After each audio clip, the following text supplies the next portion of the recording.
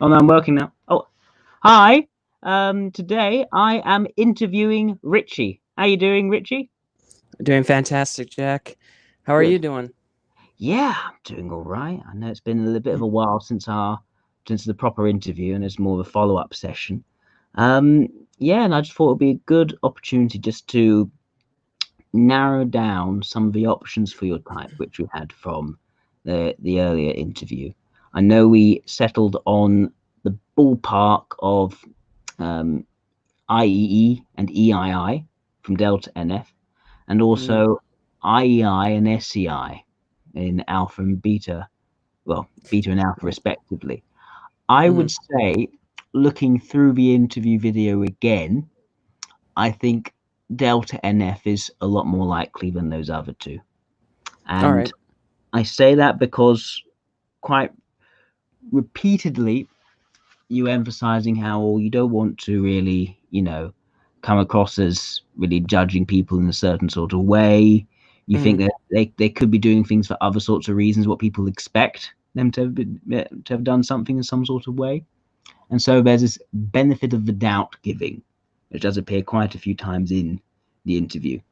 I would also mm. say that there's this need and desire for you to become more productive, more capable, um, applying your hand in different sorts of areas as well, which I find quite interesting. That wouldn't really work for either IEI or SEI in terms of being extroverted, logic, vulnerable. Sounds fair to me. Yeah. So I think Delta and F makes the most sense.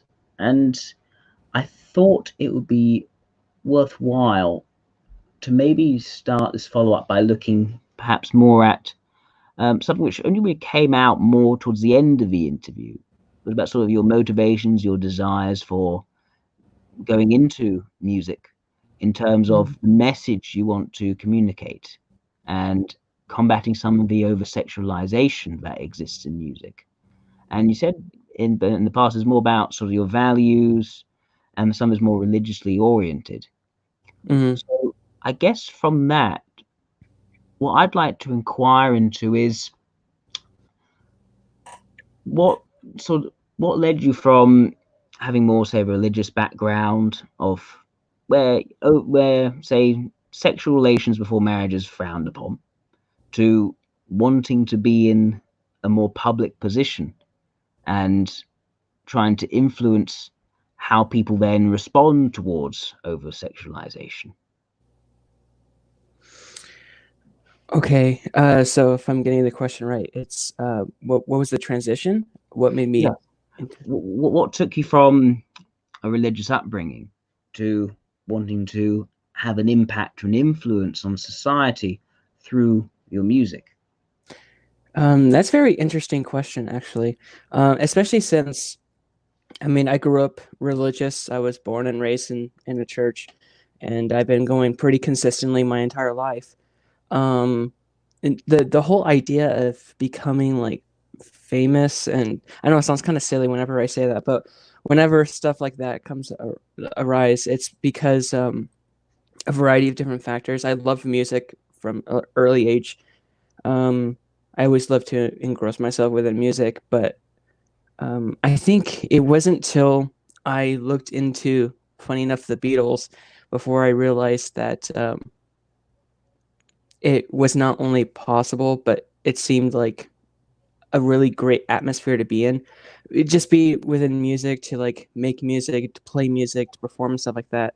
And they were having fun while doing it, but they also were able to say things that were meaningful to other people. And I thought that, someone could probably make the connection that a part of the religion does come in when I want to like help other people, and especially if it's like, oh, I have a bigger voice. I'm definitely not going to preach like religion or anything, but I would like to teach, like, or I don't know, um pretty much convey a good, um like, to be kind of like a good little influence, I guess you could say. I don't know how else to describe it, but at least give people the option. That's probably the best way for me to say it, Mhm. because like I could be there, but then there can be like, well, there is like a bunch of other like artists that are just as good, if not a lot better. And if I was like famous, people can like pick and choose, like, oh yeah, he's a square. I don't really care really. And I'll be like, yeah, sure, fine, that's whatever. But for the people who are a little bit more like me, but kind of don't get that, feeling when they look at other celebrities, I could kind of see. I don't know. I don't know if I'm making any sense. Sorry. No, I think you are making some sense. I wonder why that's something which you have done a few times in the previous interview, where you embark on an answer, at the end of which you say, I don't know if that makes any sense, I'm sorry.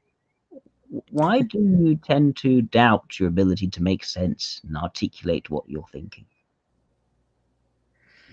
Um, I mean, I would really like. I'm sure most people like this too, but me especially is I would like to convey all of the information into my head in a very concise manner, but it's almost like I have a difficulty doing that. At least from my own eyes, sometimes I'll like start talking, and in the middle of me talking, I'll like consciously think to myself like, "Wait a minute, it's not even making sense to me, so it's probably not making sense to them." And usually that's like the cue to stop, right? But no, I just kind of go for like another 2 minutes or so. Okay. Get into, and it says also that you put out more in conversation than hold back. That once you start on an answer, you put out more of the information. I mean, you think, oh, that's not necessarily entirely concise way of putting it across, but you're sort of already in the middle of speaking it, so it sort of just comes out. Yeah, Mm, that is something that I've done pretty much my whole life. okay, interesting. Okay, this leads me to wonder because I know you're very upfront with me in our pre-diagnostic questionnaire that you typed as an EII Hmm. in questionnaires and I was wondering what would you say are the parts which made you feel that that EII made the most sense to you out of all the 16 types? It makes sense to me because I feel like I'm pretty good when I talk to people. Um, I mean, I was not always the case. In fact, I used to be significantly worse. It was definitely a skill that I had to learn. And even though I ramble nowadays, I used to like mumble, just straight up, like not even make coherent sentences. Like Yeah. you just kind of talking like this, and then most people would just be like, "Oh, wait, you were saying something," and then I'll be like, "Oh, yeah." Um, but I was super duper quiet, like my almost my entire life until like my junior year of high school before I started to realize like, hey, I should talk to people more. I should be more outgoing because that's the best way for me to connect with people and become a lot better functioning, I guess you can say. Because I just saw the need. Okay. And what were you doing before you were going out and connecting with people? Um, I mean, I was usually to myself entirely. I would have like a friend or two that I would talk to, but I mean, even nowadays, most of the time it's people talking to me for the most part, and I don't put too much out.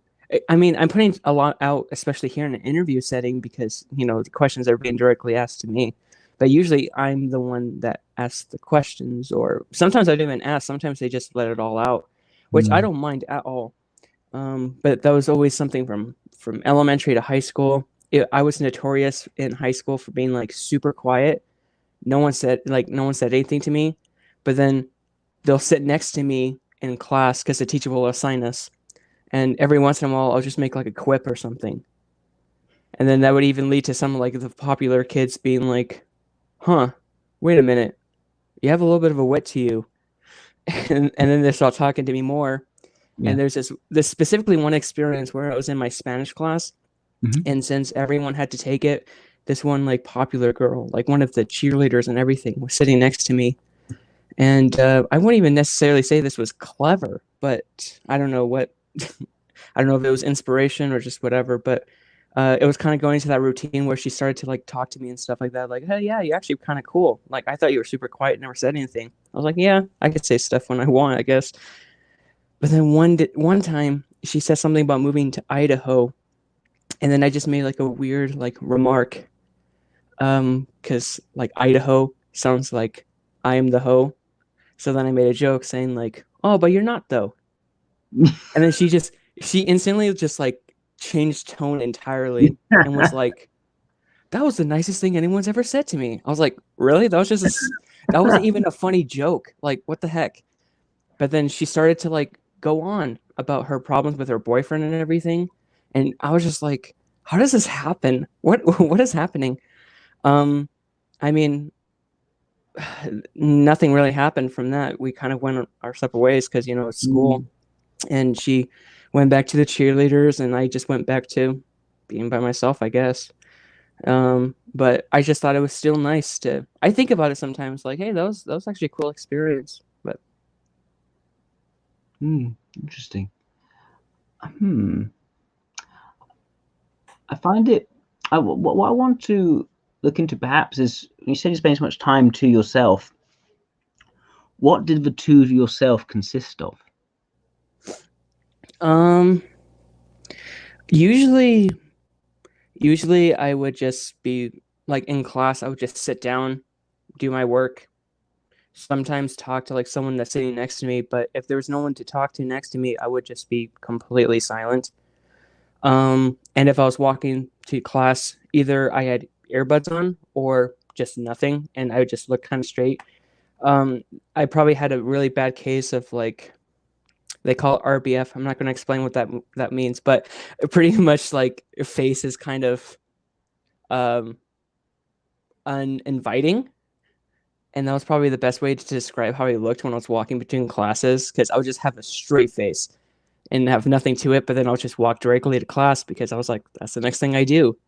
So then you have a bunch of people like laughing and smiling around. I'm just kind of like, just walking.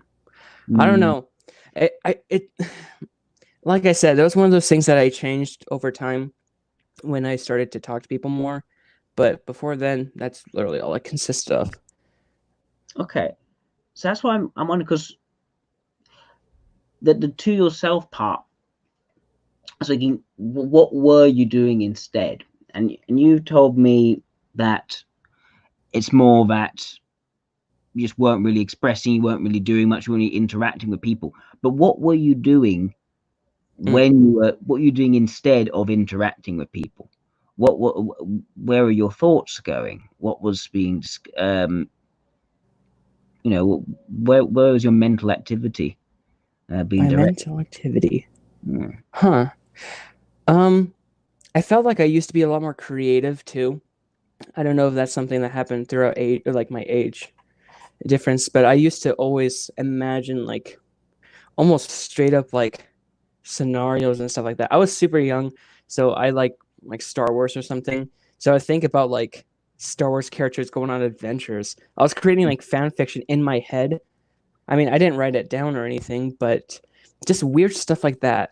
I was very lost in my thoughts, like almost completely disassociated from reality most of the cases. Mm-hmm. And usually if I was paying attention to like the world around me, I would be like hyper focused almost, like looking at little details rather um than anything else really. I don't know. I've never really stopped to think about that before. Hmm.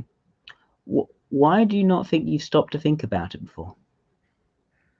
Um I don't know, because I feel like it was kind of like in the past, and I there's just not much really to say about it because for the most part I don't know if I remember like even 0.01% of what I thought about as a kid.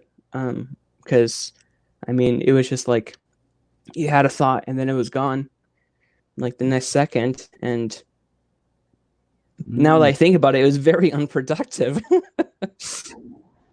Okay, interesting. Very interesting. I just so that is that interests me because it suggests that your mind was going to different places, not being here, being elsewhere. But also Yeah. that nothing was really sticking with you or being held on to you or being remembered, being recalled. It was more going elsewhere than here in your head. And the different ideas and different explorations being sort of transient. And I find it interesting because I see a pattern there in terms of Hmm. a lot of your answers. They can go to different directions, different areas, and then you then say, "Oh, I'm not sure if that then made sense." The sort of the tying it together seems to be the thing which seems to be lacking there. Yes, that's probably a very accurate statement. And I wonder because another thing which I've had a bit of difficulty in this interview is taking the different things that you've said and sort of drawing it together into a coherent, consistent narrative. And I would say this is something which I have encountered in the past with other people of certain types. But Okay. these people, these types have tended to be people who are introverted logic vulnerable Hmm. rather than introverted logic role. Those who are those who are say introverted logic role, they often don't have either they've already thought about it, so they know what to say, or it can take a while for them to sort of put together what they're actually thinking, what they're actually saying, and actually come up with words to say to express what they think, rather than saying lots of things which they think and they're not sure if it actually makes sense or not sure if it actually being concise. Hmm. And that's what I'm picking up on in this interview is a lack of the integrating rather than the energizing of information. A lack of the, okay, this is what it is. Let's tie it together, make sure it makes sense, and make sure it all sticks. Look for what's significant, what is important here, what is selecting out of the things which you can create instead of getting lots of creation of different things to talk about, to examine, to analyze.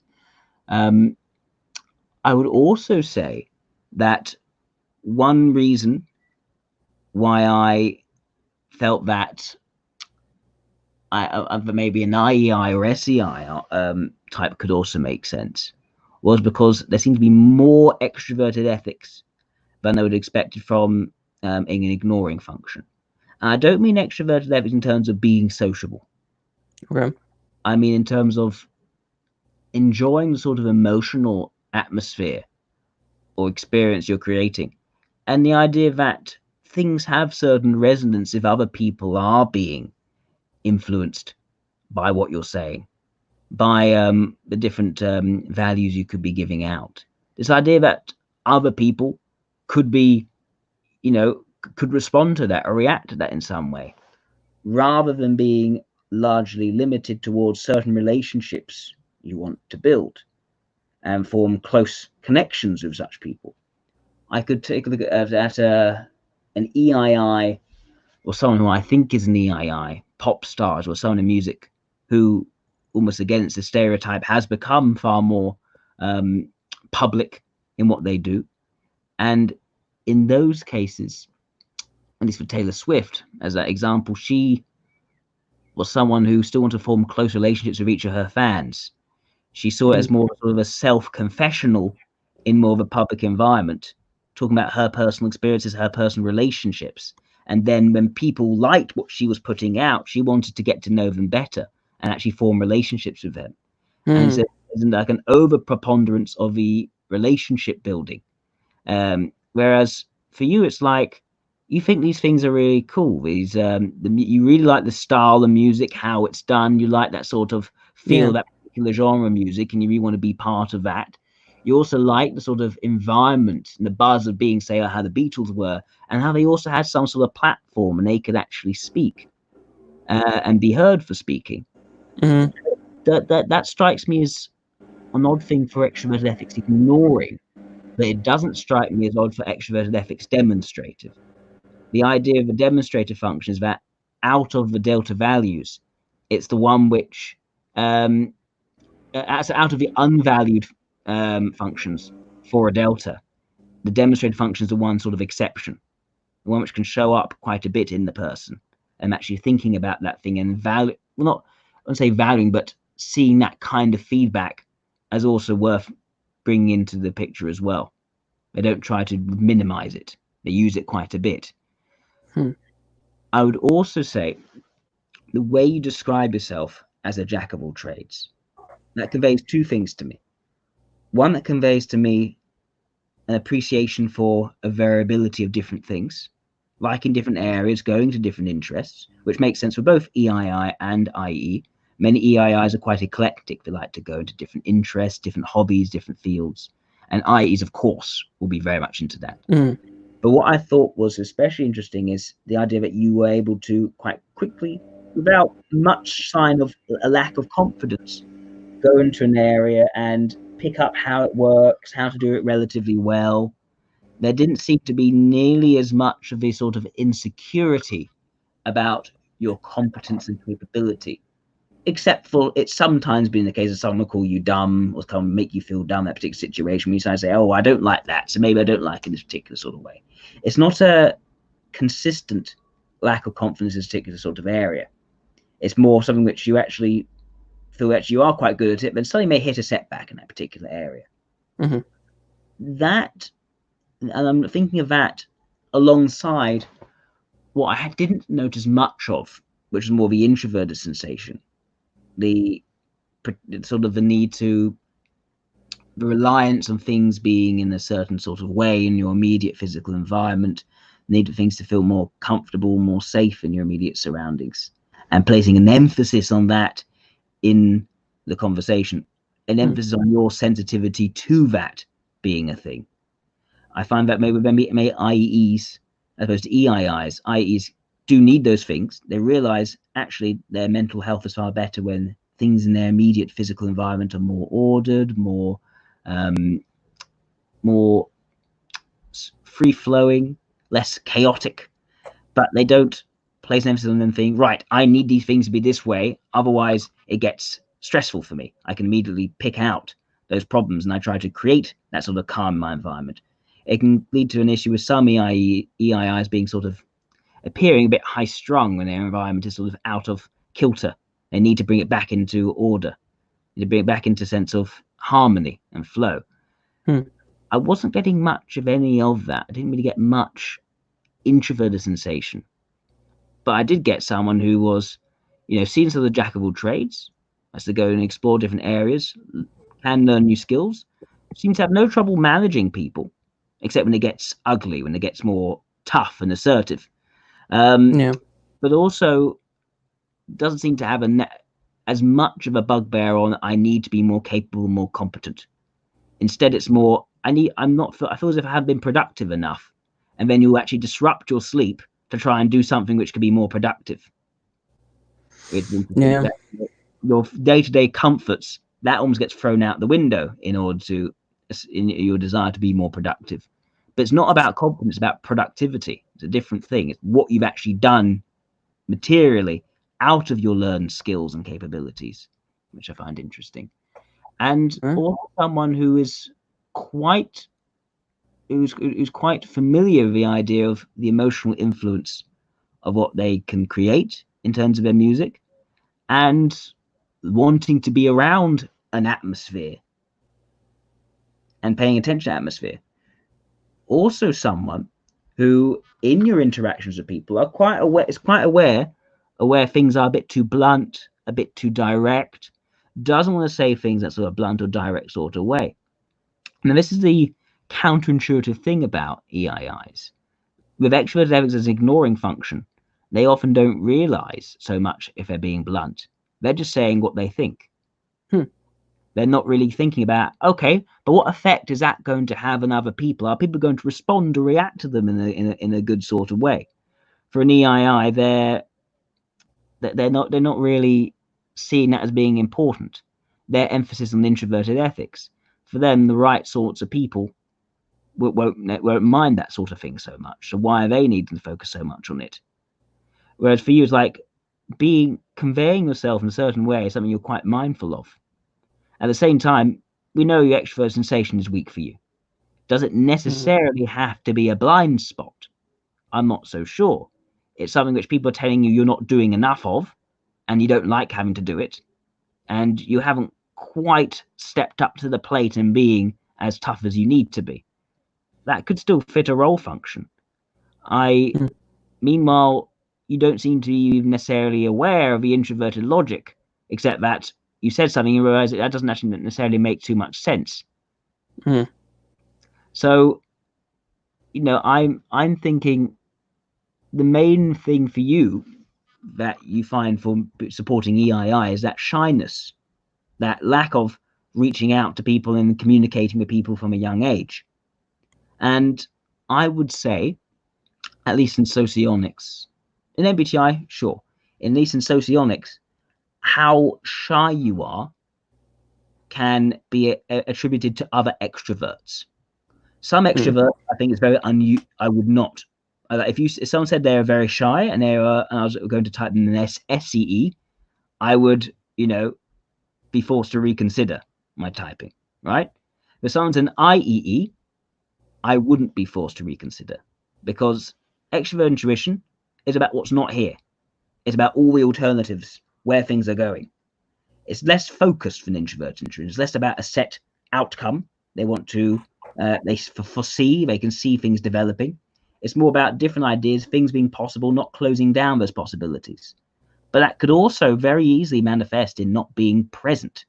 And it could, and there's nothing about that which rules out being shy. Whereas you take an EII and be shy because the environment gets too uncomfortable and need to withdraw from that environment. But I've even known said EIIs actually cause quite a bit of noise in those environments because they don't realize when things are actually, not things are getting uncomfortable, but they don't realize when there are tensions in the room, certain threats they can just walk into. And that they end up in trouble, and then they have to withdraw themselves from that sort of environment or situation. So they know when it gets too much for them. They don't necessarily realize when, by them treading in a certain area, they're putting themselves in danger. An IEE can actually be more aware of that. But the shyness, that can be more of an individual thing, which isn't necessarily restricted to type. I think an IEE can be quite shy. I've known examples of IEEs who don't describe themselves as typical extroverts. They often describe themselves as introverts. I know famous examples of people who I'd say are IEs who say they're actually introverts. They feel quite introverted. And I think it makes sense. You've got introverted ethics as a creative function, which causes them to be about their personal discernment, their personal opinions towards things, and one-to-one relationships being more important than big group interaction. But they can also very easily do the whole reaching out to people and having an effect with other people, and they balance both quite well. They don't necessarily have to have a direct social impact here and now, which I think is extrovert sensation.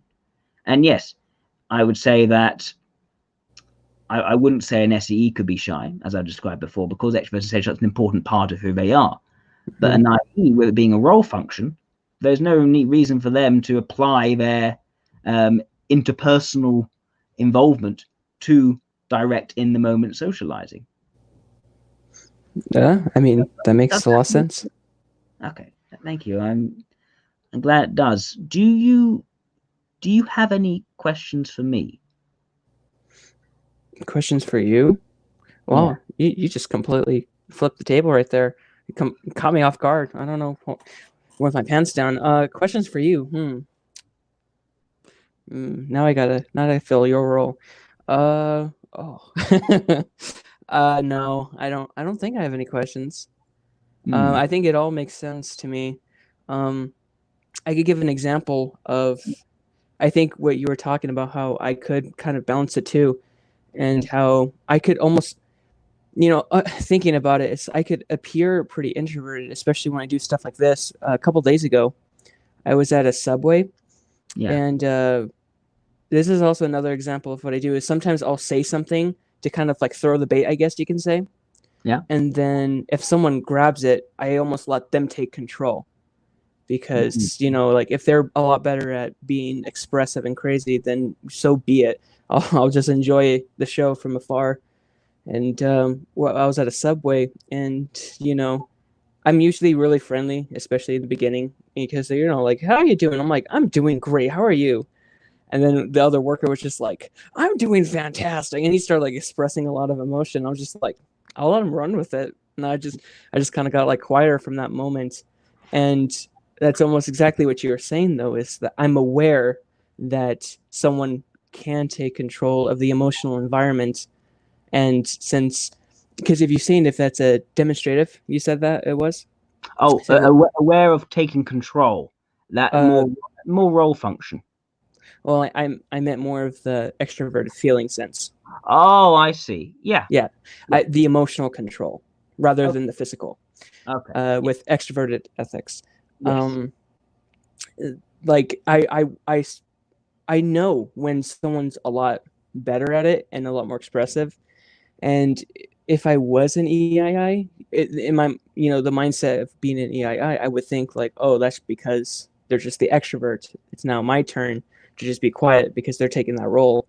But if what you're saying is the case, then an EII wouldn't even. They would probably notice it, but they won't draw a value to it. Is that what I'm getting?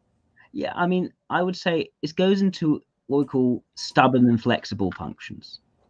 So the idea of a stubborn function is that either if I'm doing it, I'm the boss on it. I'm the boss. No one's taking that away from me. I'm managing how this is going to be done. Hmm. Or if you're not engaging with it, is I'm having nothing to do with this. I'm not even paying it any attention or any heed. Hmm. And so, whereas a flexible function, it's going to be more, well, I can do this. Sometimes, whether I'm reluctantly doing it or I actually like doing it, I'm going to be very open to other people's input in this area. And I'm not necessarily going to be managing it all myself. What we'd expect for EII and IEE is that they're opposite. They're opposing in terms of what's flexible, not stubborn. The EII is going to be quite stubborn in their ethics.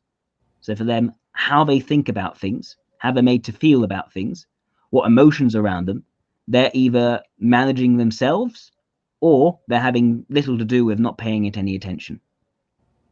Whereas when you get to an IEE, that's someone who is very capable in both kinds of ethics and has a fluid interplay with both and isn't really trying to, call the shots in either. So if someone's offering, some mood, it feels positive, why not? The IE is not proud about the emotions they can control. They're not so fussed about it. They can do it very well. They're not. They're very open towards that sort of input more than any other delta. But they don't have to be setting the mood. Compared to an Hmm. EIE, on the other hand, they want to be setting the mood. EII, they don't really have anything to do with what the mood stuff is. You know, Hmm. if it's in line with their relationships, yes, they'll be aware of how it's going to affect someone and spoil their relationships with someone. But only if it's in line with their relationships. Otherwise, they'd be saying blunt things, and they'll, it's just what's true to what they think. It's sincere, Hmm. and yeah. And if you take force as well, sensation, take sensation. The EII once again is stubborn in sensation, and the IE is flexible in sensation.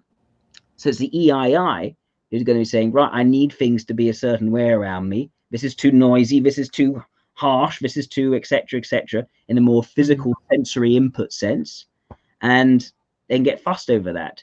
And if they think something's getting too controlling in terms of, making things happen a certain way, they'll have to withdraw themselves from that sort of environment.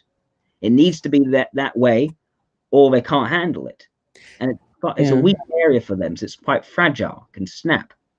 Whereas for an IE, they can often be far more pliable towards who is being more of a boss, because they don't. It's not that they value it; it's that it's not so important. As long as their possibilities aren't being limited, what's going on in the here and now isn't actually something they need to be commanding or controlling. Okay. I thought about this too. I want to get your thoughts. Where, like for example, I could be at, let's say, a party, because I was at a party once.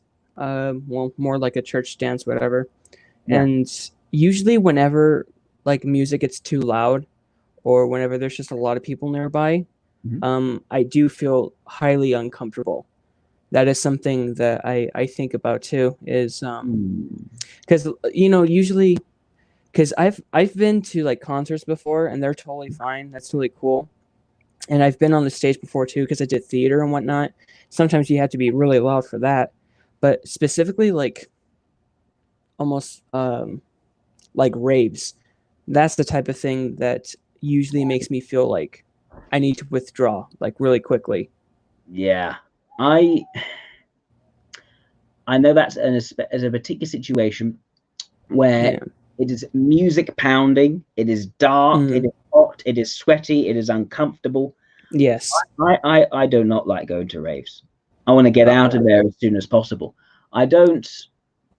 I'm not the sort of person who actually just removes myself from the situation. I usually, if I'm out there with friends, I don't want to miss out. And the desire not to miss out often makes it cause me to stick around for longer than I really feel I should.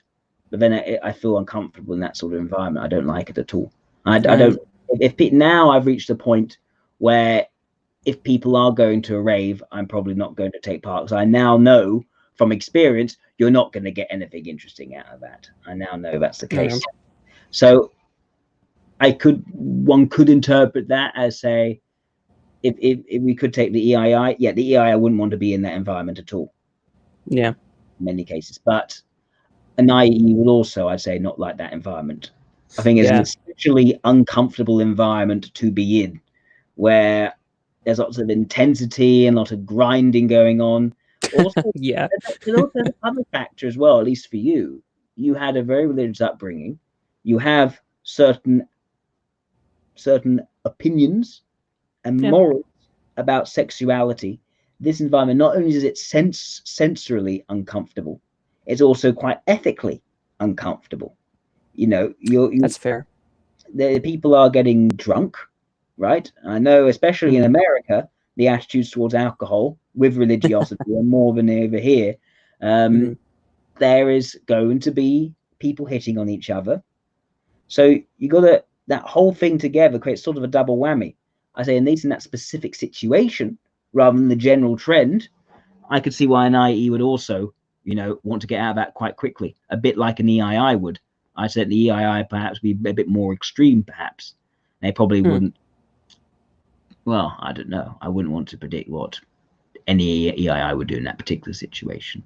But is that? Yeah. Would you say that's your one example, or is there more of an underlying trend that just is just one manifestation of? That's what Um. the nub of. Yeah. I think that's like probably one of the most prominent, Okay. specifically that type of atmosphere. Okay. But usually, I guess usually if I have a mindset of like, hey, I don't want to do this, it's Yeah. usually very difficult to change my mind that I don't. And there's many cases where people will definitely try. Like they'll say stuff like, "Oh, you should like another dance example, not necessarily the rave aspect of it, but just like a normal dance, almost like Yeah. a high school dance, whatever." Sometimes people invite me to that, and sometimes I'll just straight up be like, "No, like I don't want to do that." And I don't know if that's because some people um, correlate that with introversion, but like for me, just the bottom line is I just don't want to go. Yeah. and and whenever someone's just like, "Nah, come on, let's go," I'm just like, "No, I'm good. I meant it. I don't want to go." Yeah. No, I think I say okay. If it's in the if that's the one big example, right? I would say that still makes sense for an IEE. Yeah, It's not. It doesn't contradict IEE. It's something which EIO would even more be likely to do, but IEE also because it's such a particular example. It's pushing on all the buttons. I'm not at all surprised an IE would not want to do that either. I would say no, I don't want to go to that. I myself, as an ILE, right? I yeah, have I have very similar views around raves. I do not like them. I've been to a good number of them just to see if the next one could perhaps be as awful as all the others. And each time I found it's awful. I wanted as soon as I got in, I said, when can I get out? I would not dream of paying for said thing. I would that's not funny. dream of paying for it. And also I don't have the whole you know, I don't have a sort of a religiosity aspect coming in as well, and the disapproval of what's going on. Even though you don't like it to be talked about in terms of disapproval, because that sounds a bit too judgmental, etc., etc. You also aware there is that discernment going on. It doesn't strike a chord with your values, how you've been raised. I mean, to me, it's just, I found it. So even for me, I found it's like a bit sort of grotesque what happens in some of these environments. So I completely relate to that.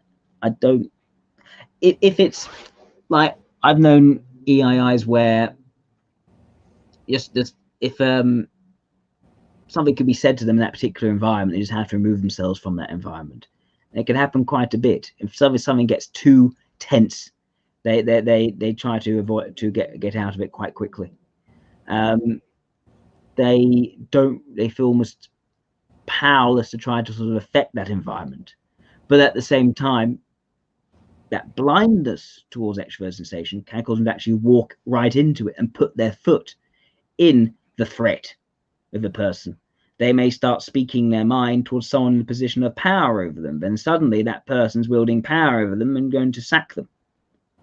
And I've seen that happen with EIIs before, where they're just expressing what they think is fair. They're not being politically savvy, and they're not being politically savvy, both in terms of how people are going to react to them, which I don't care too much for unless it's in line with their relationships, but also savvy in terms of this person has power over me, I better be careful and not act in a sort of entirely genuine way in which I normally act, because that person could punish me and they have the power to punish me.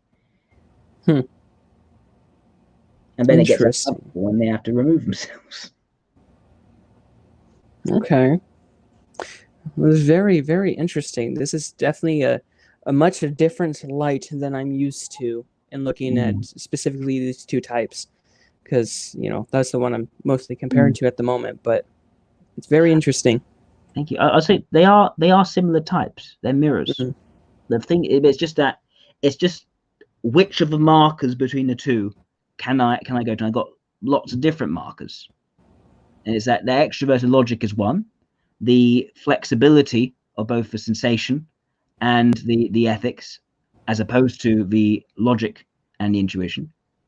As I say, but where IEs get quite stubborn instead of EII is over what they think is possible and being told that things aren't possible. They want to keep open possibilities where they think they are. They want to try things out, even if they have an inkling it might not be a very good idea. They still want to try it out because they want to keep the window of possibility open. They're quite stubborn about that. They also can be stubborn over their logic in terms of knowing how things can be done in a capable and practical way, and also not refusing to have simplifications made of the data. That this is the way of understanding it. They can get quite stubborn. They're saying, oh, but you could also understand it in this way. You could also understand it in that way. And so you could see that sort of an intellectual stubbornness come across, not in terms of refusing their mind change, but being refused to be convinced of a particular frame of mind over other frames of mind. And that's where they'll start conflicting with like an LSI, where the LSI says, no, there's only this concrete way.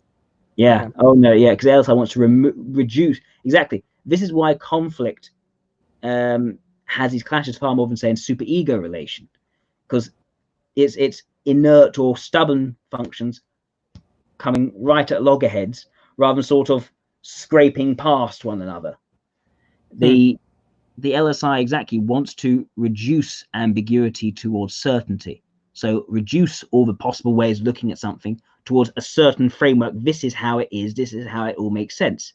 The IE will one doubt this particular structure being placed over all the factual information they are subject to. And they also will certainly resist having anyone else tell them these possibilities are to be shut down. They want to keep these all open. There are lots of interesting comments on my on the thread. What is all this? I think someone's being a trolley. Let's see if I can. It's the LSI. He wants to shut me down. No. I'm just kidding. That's a very unlike LSI to do something like that. I'm just going to put that person on timeout. I'm going to put this person on timeout. Ooh, there we go. Haha. I've never done that before. That feels empowering. No, I'm joking. Jeff's getting power hungry. Hurry, stop him. Yeah. There we go. There we go. We sorted it out. So yeah, that's what I think. Also, I described before about that lack of structure, lack of conciseness. I've known IEs who say that they babble. I know there's one podcaster, IE, often says, "Oh, I just like to babble," and I'm aware it doesn't quite make too much sense. I'm pretty much a babbler too. Yeah. That's. Do you have any other questions? Anything else I can help you with, Richie? No. So you're pretty much thinking IEE then? Is that a little bit more of a concrete? I think that is, in terms of the number of things I have to make the case for IEE, I have a lot more of them than to make the case for EII, beyond the fact that you were shy when you were a child, or when you were going to school, and that you have perhaps more of a sensitive temperament. And I don't think either of those rule out IEE. I think an IE could be those things.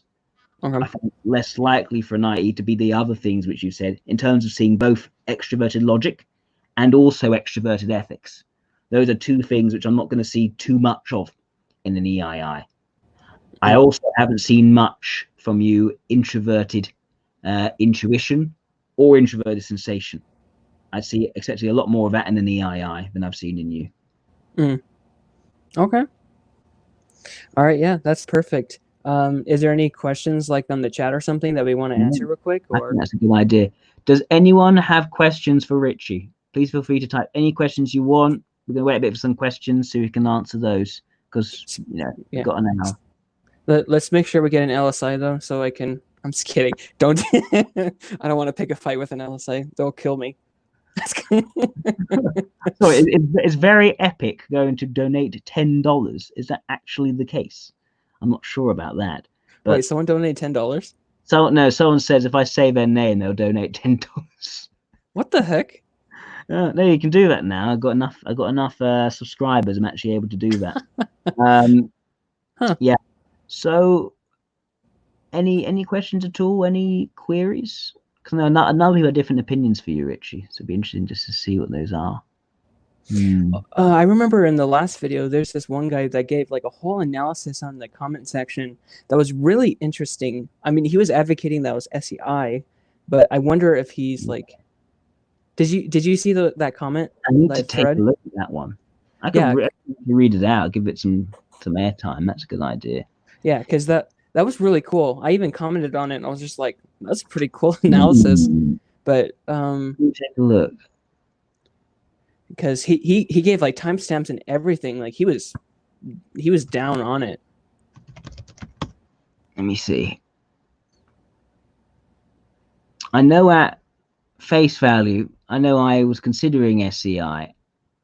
I would say for them, there's that they struggle with the extroverted logic. They're unlikely to call themselves a jack of all trades and go into different areas and sort of learning how to do it. They often feel quite insecure about doing that, and they're better with familiar areas of knowledge. Let's see if I can find this.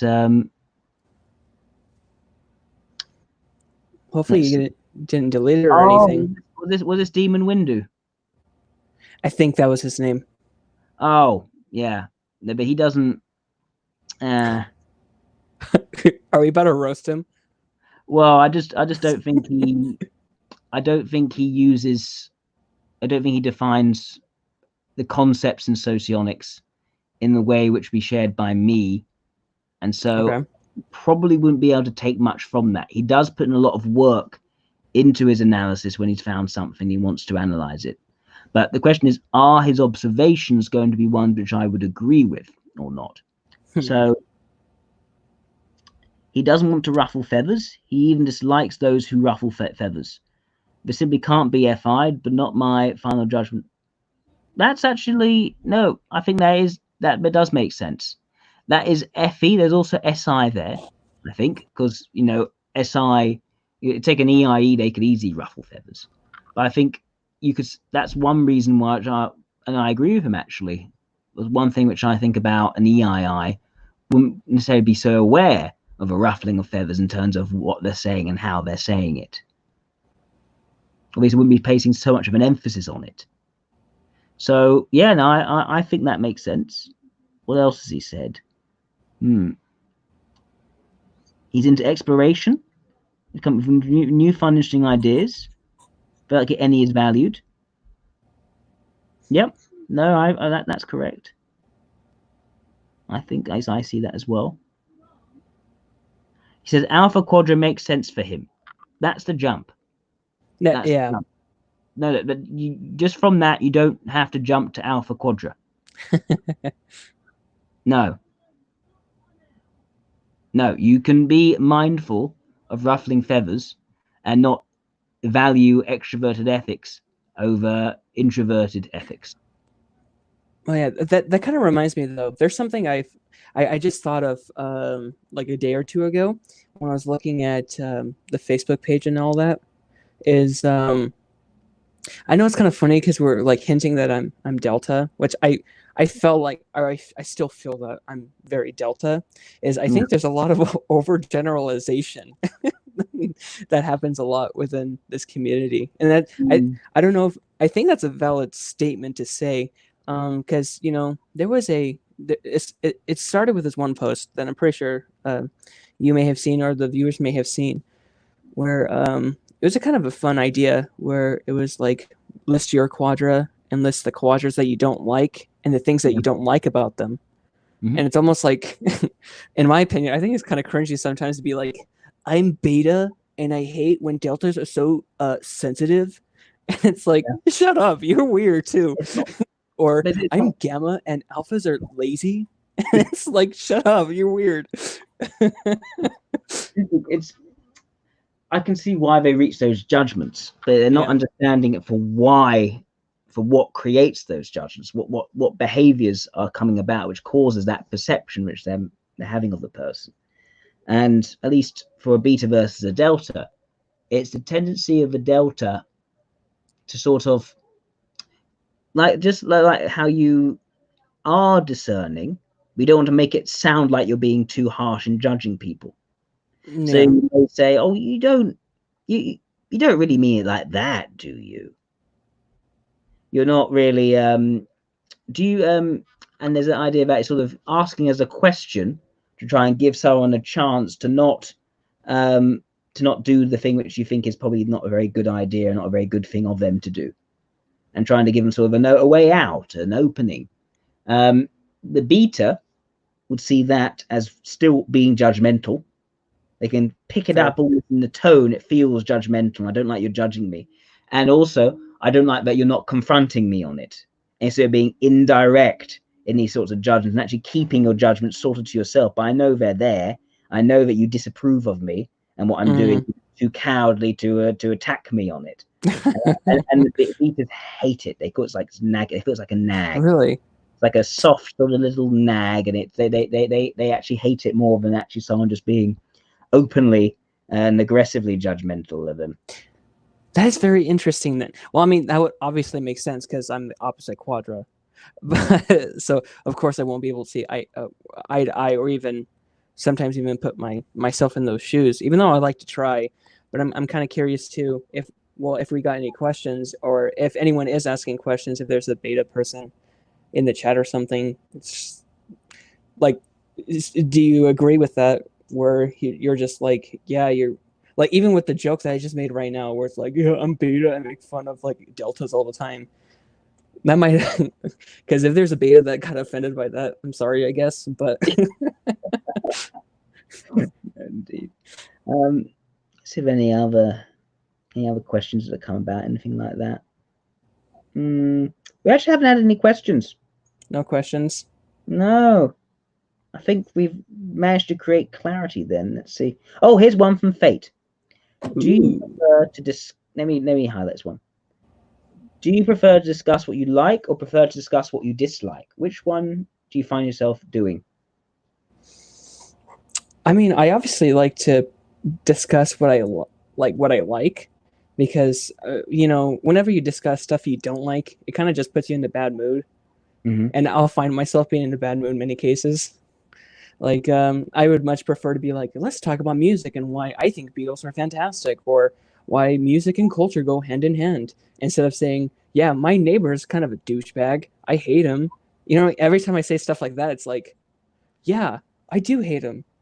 Gosh dang. And then I'll and then I'll be in a bad mood the entire day.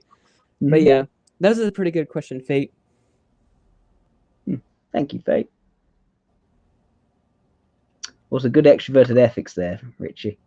Oh, thank you. I try sometimes.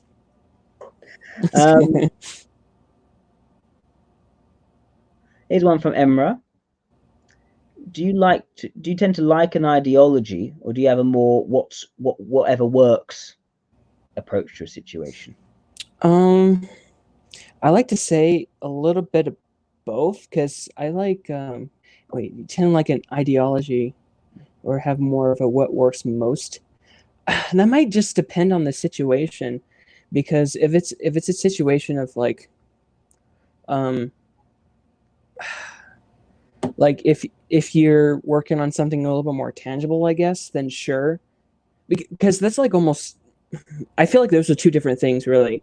Because ideology is more like for like groupthink, I guess.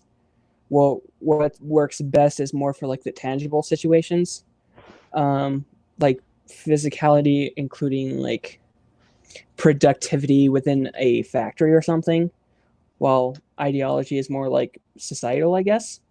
I don't know if that's really asking your question. It is pretty interesting question, but I'm not sure if I'm qualified for an answer. It's hard to find the context to answer that question. But what comes to my mind is, for instance, say you take, say, communism in certain countries where they would, for instance, grow their crops according to a certain ideology. That, for instance, all crops are grown equally. Therefore, you need to, if you expose the crops to a harsh winter, they'll become more cold resistant. And that idea of applying an ideology and just going based on that assumption rather than checking it out to see what works and what doesn't, and then just shifting and changing whatever you're doing or practicing in the country to make something, to see whatever works the best, and try a bit of this, try a bit of that. This one works better here, that works better there, to try a lot of a composition of lots of different things that you observe to work better across time. Well, if you explain it kind of like that, I guess I am probably much more leaning to what works best for the situation, I guess, rather Okay.